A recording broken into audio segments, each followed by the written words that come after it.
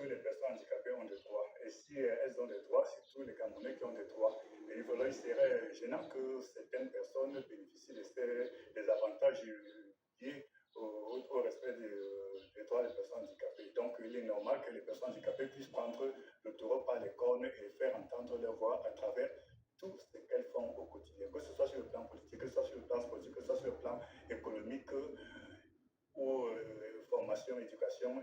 Elles ont leur mot à dire, elles doivent se faire entendre. C'est pour ça que nous menons ce combat.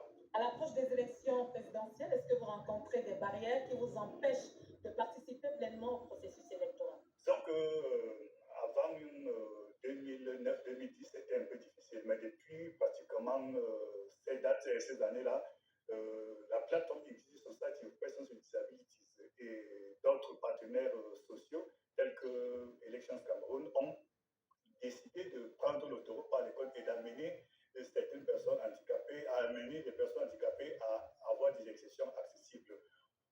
Avant, il n'avait pas suffisamment de pentes douces. Aujourd'hui, il en a.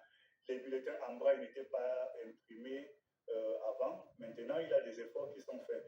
Il y a aussi le fait qu'on devrait, au niveau des médias, amener nos frères sourds-muets à suivre les communications et les professions des fois des différents candidats. Voilà encore des choses qu'il faut faire. Sinon, il faudrait améliorer davantage l'accessibilité dans les bureaux de vote et en passant par la communication et l'établissement des bulletins en braille pour les personnes déficientes visuelles.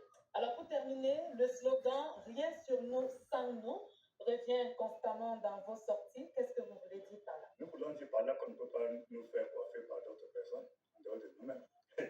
Amener des personnes, par exemple, à parler des activités des personnes handicapées sans que les personnes handicapées ne soient attaquées, ça devient difficile. Moi, j'ai souvent été choqué de voir des artistes voulant montrer le handicap, c'est même plutôt à boiter, alors qu'il y a des personnes handicapées qui font dans l'art. C'est mon cas, par exemple, de bon humoriste, comme des personnes valides pour venir parler des personnes, d'épauler des personnes handicapées. On s'est dit non, il y a quelque chose qui ne va pas. C'est pour ça qu'on s'est dit plus rien pour nous sans nous.